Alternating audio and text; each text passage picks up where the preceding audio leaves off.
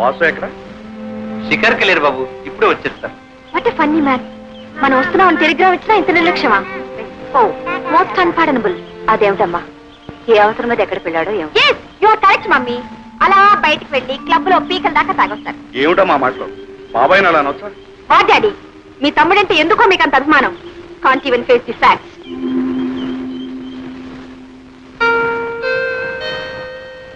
బాబు అటు ముడుకోకు. వాటిని దాటితే ఆ పాడలు వాటి నీకు కూడా వస్తుంది. కొంచెం పాడుకుంటా మమ్మీ. చెప్తుందే కదా, పడే పడేయమంటే.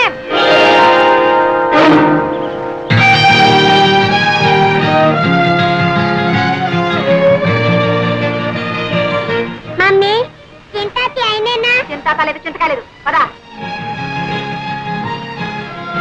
చింతాతియా చింతాతియా.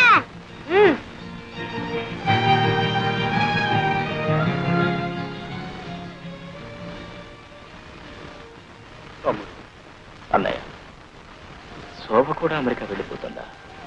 ఏది ఆపగలిగాం కనుక ఇది ఆపడానికి. ఏ గువ్వ ఆ గుడికి చేరాల్సిందే.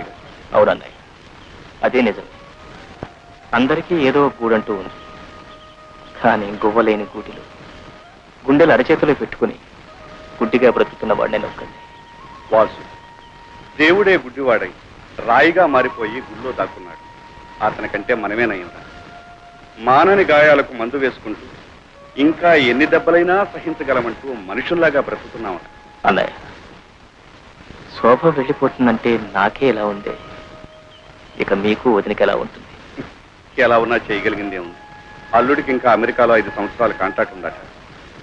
ఈ వయసులో ఎక్కడుండేవారు అక్కడే ఉండటం మంచిదని నేను మీ వదిన ఒక నిర్ణయానికి వచ్చి నీతో సంప్రదించకుండానే. దాందే ఉండలే అన్నయ్య, మీ కూతురి యోగక్షేమాలు మీకంటే నాకు ఎక్కువ తెలుస్తాయా? ఏదో అయిన వాడిని కనుక నాతో చెప్పి మీ బాధ్యత తీసుకుంటున్నారు. అవే మాటలు. అన్నయ్య, వదినతో చెప్పి శోభకు దిష్టి తీయించు. పోయినసారి చూసిన దానికంటే కొంచెం ఒళ్ళు చేసింది. బంగారు బొమ్మలాడింది. అవే కళ్ళు, అదే నవ్వు, ఆ చిరుకోపం. డాడీ డాడీ ఒకసారి ఇలా రండి. అన్నయ్య, అమ్మాయి పిలుస్తుంది, వెళ్ళు.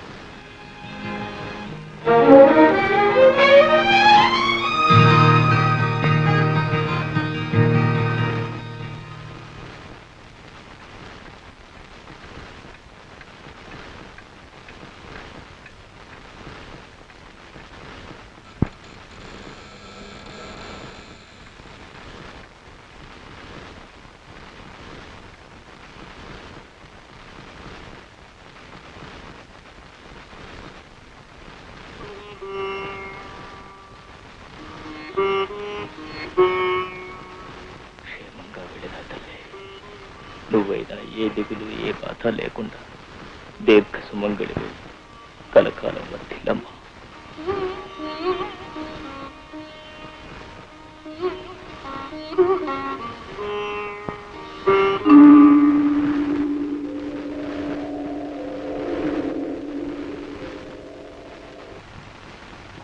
నువ్వు బెదిరిస్తే భయపడదాం అనుకున్నావా? నీలాంటి వాళ్ళని చాలా మందిని చూసాం. నాటకంలో పోర్షన్ ఇవ్వకపోతే ఎవరైనా నడుపు ఇచ్చిన వర్షాల పడకం. చాలా మంది ఎంతదో. సారీ, చాలా మందిని చూసాం.